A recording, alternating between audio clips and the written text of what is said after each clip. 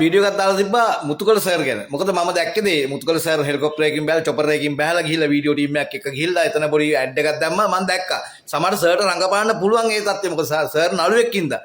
ඉතින් අපි දකින්න දේ අපිට කියන්න පුළුවන්. මට ඒකට බැනලා තිබ්බා ගොඩක් දෙනෙක් ඔබට අදාළ නෑ මෙහෙම කියලා නෑ. සමාජ මාධ්‍යයේ කියන දේ අපි දකින්න දේ අපිට කතා කරන්න පුළුවන් අයිතියක් මේක ඇතුලේ තියෙනවා. මේක ඇතුලේ ඉන්න එපා කරපු කුණුහරුප කියන තමන්ගේ අම්මා තාත්තා මතක් කළ දෙමව්පියන් මතක් කළ කුණුහරුප කියනවා. ඉතින් ඒ වගේ සෙට් එකක් මේක ඇතුලේ ඉන්නවා. ඒ වගේ වචන කතා කරන උන් නෙමෙයි. සමහරවිට අපිට මුතුගල සර්ලත් එක්ක අපිට හැප්පෙන්න බෑ. නමුත් ඒ වුණාට අපිට අපේ අදහස කියන්න පුළුවන්. ඒ හින්දා මගෙන් අහලා තිබ්බා උඹ මොනවද කළේ කියලා මේ ව්‍යසනේ වෙච්ච වෙලාවේ. නමුත් මට හම්බෙන පඩියෙන් මට හම්බෙන සැලරියකින් මගේ හදවතින් මම ඒ උදව්ව කළා. මම ඒක ෆොටෝ එකක් දාගෙන වීඩියෝ එකක් දාගෙන බොරුවට දඟලන්න ගියේ නෑ.